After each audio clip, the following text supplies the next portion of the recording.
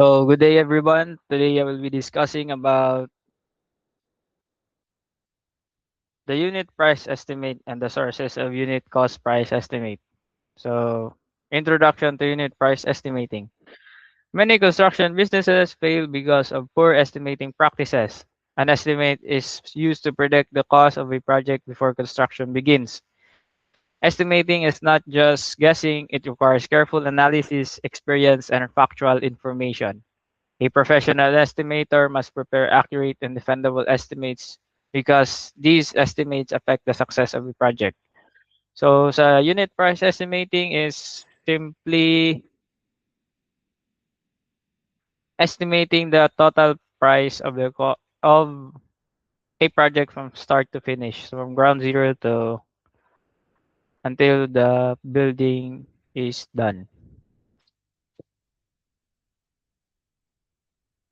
What is unit price estimate? So unit price estimate is a detailed method of estimating where project is divided into different tasks. Each task is measured by quantity and assigned a cost per unit.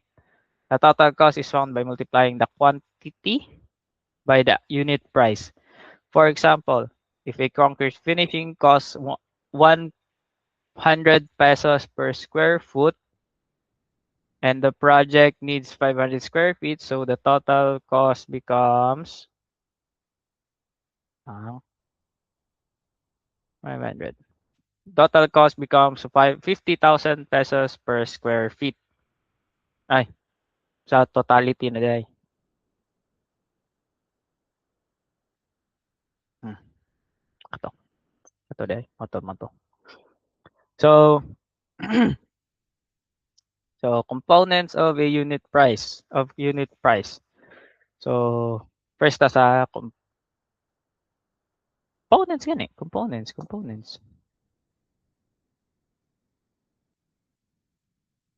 The unit price is made out of different cost components. These include materials, labor, equipment, tools, and subcontractor costs. Materials refer to the physical items used. So, kanina na itong mga rebar, round bar, or unsa man, semento, graba, balas, mga I-beam, unsa nga mga beam ng mga bakal diha. Mao na siya sa materials.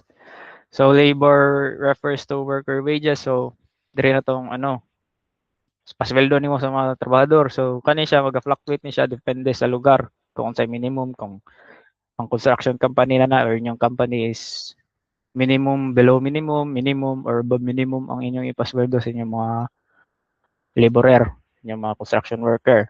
Next na ta. Equipment includes machinery and tools needed for the task. So, if kana nga company is di pa kay siya dako, so dili pa kay sila ka afford og mga backhoe, truck, cement mixer, sa pa ba? Mga pump para sa truck ay sa mga semento, nung naghahalo og semento katong dako bitaw nga tuyok mo to. Kung dili pa sila ka-afford na, so na sila'y appeal pa na sila sa price estimate nila kung pila ang rent. So dili na lang ang operating cost ang ilang i-estimate. So appeal na pud ang rental cost if dili nila ma-afford ang machinery or ang tools na kailangan para sometimes tools can make a project finish earlier than expected kasi. So kato. So next,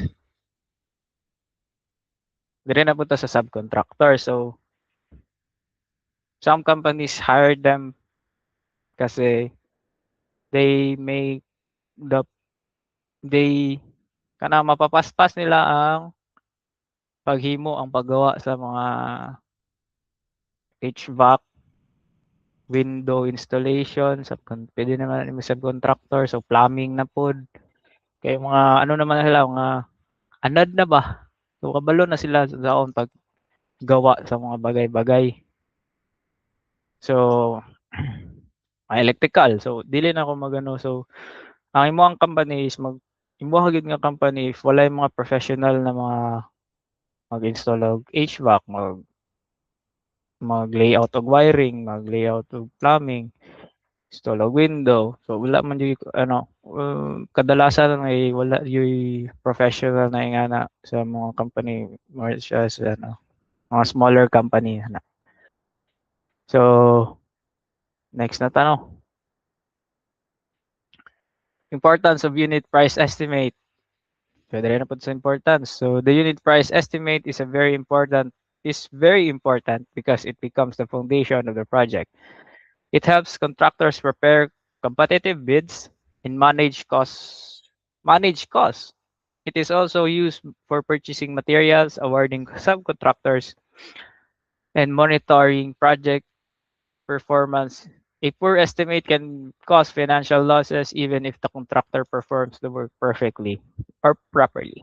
So, importante yung unit price estimate because like I said kanina, so from the start pa lang, planning pa lang na naman ay gasto daan. So, apil na sa mga, dito pa lang siguro, apil na to sa estimate from, ginasabutan pa lang siguro sa owner to groundbreaking, ano pa yung cost, foundation layout, tanan, etc. Ito pa lang is apil na dapat siya sa price estimate. So, muna importante siya kay basig ang abi nimo ang 2.5 million nimo is for the balay lang. So, dili to siya ano, maakuhaan pa to siya. So, may pasweldo, naay bayad sa architect, sa mga engineers na involved, saka na mga ano. And with the time na maka-estimate ka, base na chance na nagsaka ang materials, nagsaka ang cost sa materials, ano. And di po nimo maano nga, so kato malugi and dili gyud siya mahuman and isa mong budget nga 2.5 million pesos. So next is the parameters of unit price. There are several factors that define a unit price. First, unit prices are expressed as cost per unit such as per square foot or square meter. Second, the pricing unit must match the quantity unit. Third is unit prices are often based on productivity or how much work can be completed within a certain time. Unit prices may also come from historical records or published data. So, ma-discuss na nato na sa mga next na slide. Next, sources of unit price cost data. So, may next. 5 sources of unit price cost data. So, first is the supplier and quotation for materials.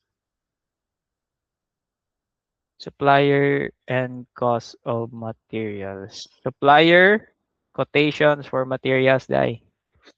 Second, next is the subcontractor quotations for specialized work. Equipment rental, sabi naman ganina. Historical cost data from previous projects. So, and published cost data from books or software. So, first sa supplier quotation. So, sa isa ka company is na yun na sila yung murag suki na matawag nila nga ginakuhaan nila permi og materials and which give kadugay nila dito is gihatag na po discount or something.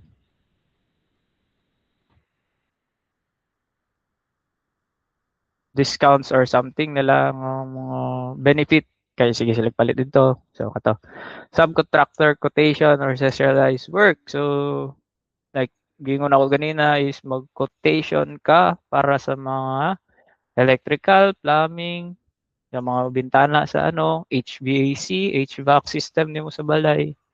Apil na pud na siya and siguro kung ang construction company na to is kato na pud ang saligan nimo, kato na pud mo ipa-quotation sa mga ibutang nimo within the balay. Kanang mga sofa, sila na mangita, sila na kung salig yung kay kasi yung construction company nga na, why not, di ba? So, Next is equipment rental. Ingon ako ganina. Dili tanan company is maka-afford og crane nga dako. Like for example, if kanang abalay is gusto sa tag-iya nga kanang mga steel ang poste. Oh, steel ang poste, steel ang mga beam sa balay. So wala tayong mabuhat. So maka-rent gyud ka, maka-appeal gyud og cost ang rental sa crane and other sa mga truck nga mag-transport ato nga beam. So dili man na basta-basta ng mga beam kay kailangan niya ma-support ang kato nga weight sa beam. So makarenta jud kag dako nga truck, dako nga crane. Manpower pa nimo for the kana para maguna-una unsaon pagplastar do. Muna na wala na So historical company data next will be the next topic. So historical company data is self-explanatory. So historical company. Within the company, well-experienced company. So nakita sila history of their projects. Na kanang bawa SM naghimo na pug isa ka SM. So katong company same gyapon ang company nga maghimo sa next ka SM. Ang nahuman na SM nga building ilang na-construct na sila data from dito kung say total cost para mahuman kato nga building nga first SMA. So sa SMB nana sila idea kung how much ang cost ato. Ang mag-matter na lang ana is ang change in the times. So meaning si SMA 2015 gihimo so compared nimo sa SMB nga 2023 nga 2023. So within that 8 years, 8 years na gap nila. Ang ano na lang ana is kung paunsa nagbag-o ang prices from 2015 to 2023. So kato na lang mo i-consider ang pagtaas sa mga presyo sa tanan. Like labor cost ay magdepende po din na siya kung asa ipatindog tong SM ikaduhang SM ana.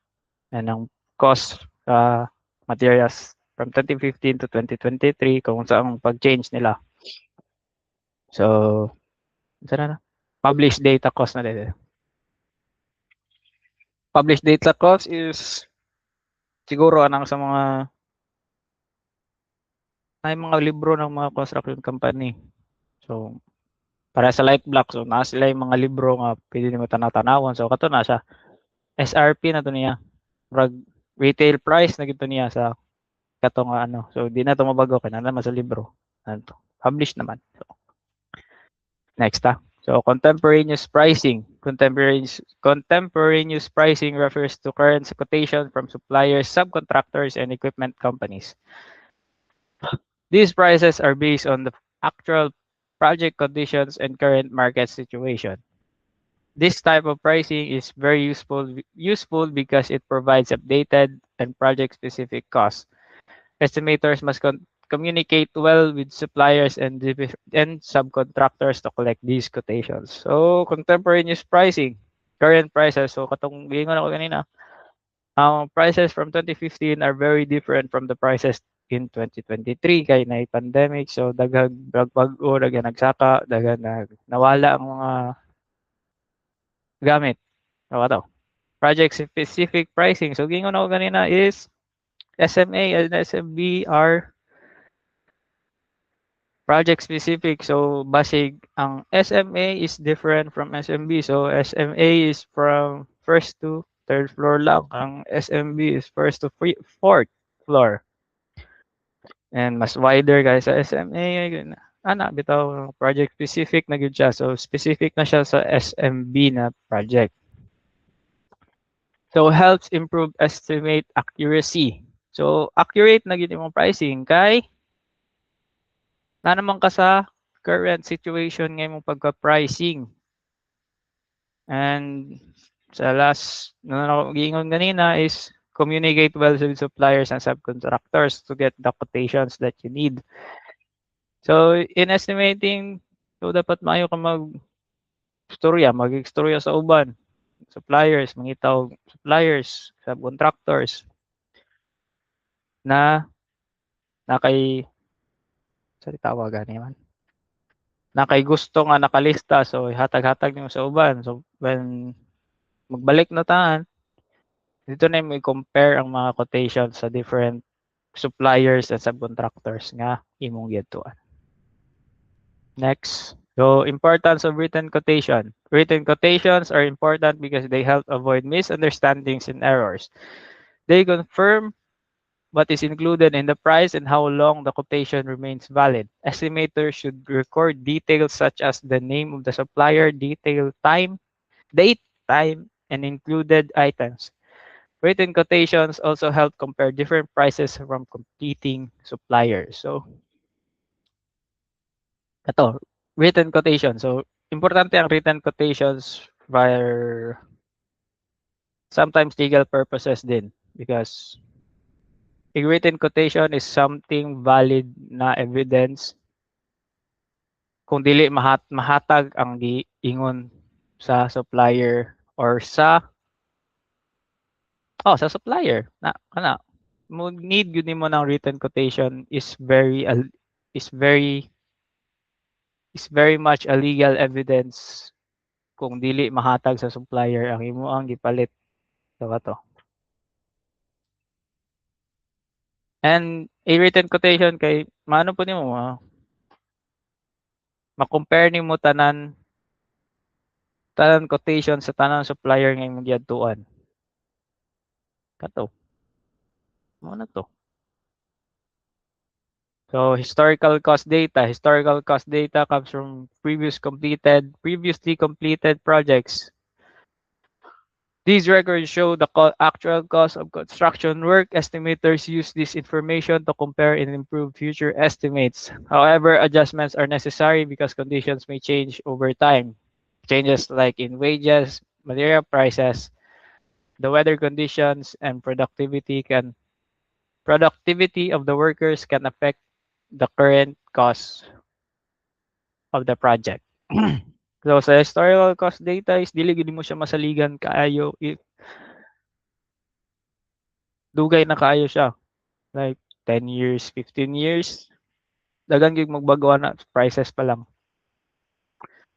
Material prices o ang wages kanang weather and productivity constantly ma-track pa siguro na nimo kay na may season po ng weather samot na diri sa Philippines. So maano po nimo na ma-track pa nimo na makaya pa na madala pa na like ma-compare nimo yung historical data from 8 or 5 years before siguro or 3 years max siguro dapat nimo 3 years lang mali dito ko ganito 3 years dapat kay basig in 3 years pila ray pagsaka kay compare niyo 5 years dahil layo na kayo ang pagsaka sa mga prices siguro and manang material cost ay wages dahil sa wages ana basig ka fluctuate and bata kabalo kung asa nga lugar anang depende po sa lugar kay lahi-lain nag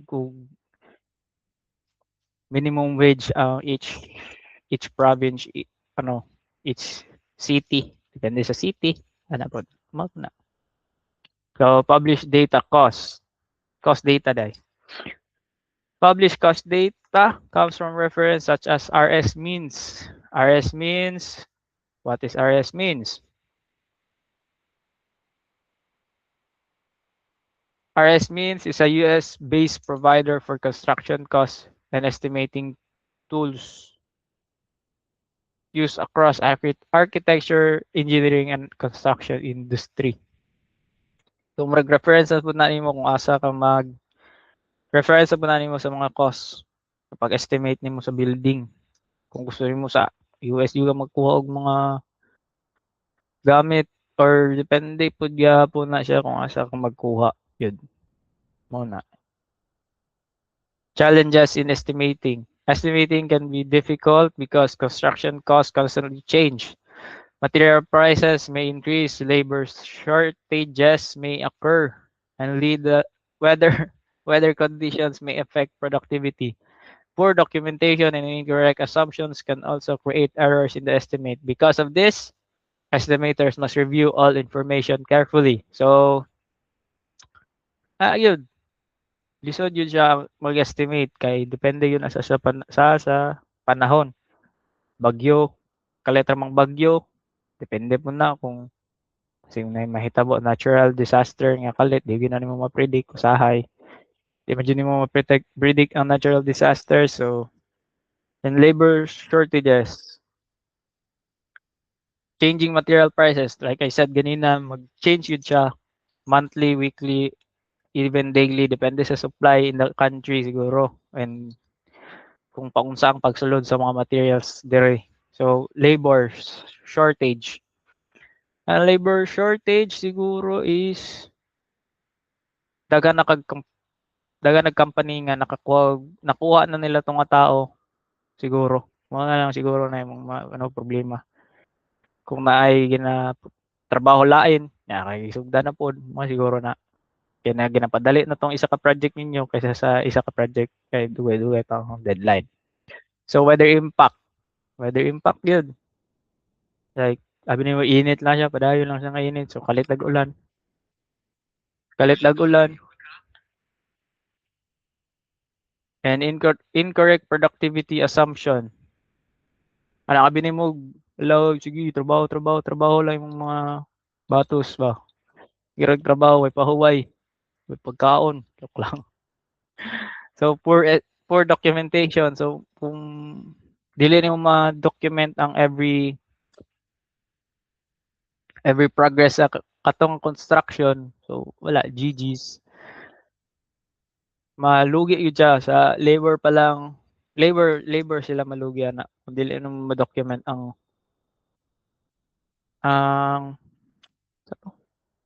ang progress sa construction. So next would be what is the role of the estimator? So the estimator plays a major role in the success of a project. The estimator collects cost data, computes quantities, verifies quotation, and analyzes project requirements. Accuracy and attention to detail are very important because the estimate becomes the basis of the project planning and cost control. So estimator kay sila predict sa kung sa kadako ang magasto sa isa ka tao sa isa ka project.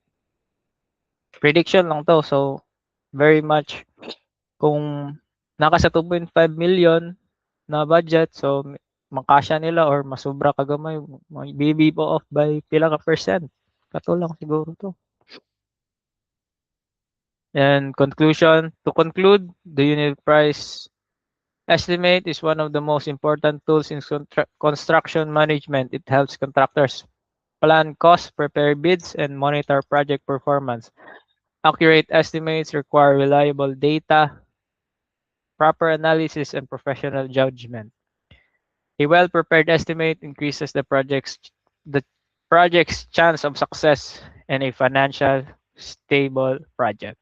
So I think this would conclude my presentation. Thank you and good day.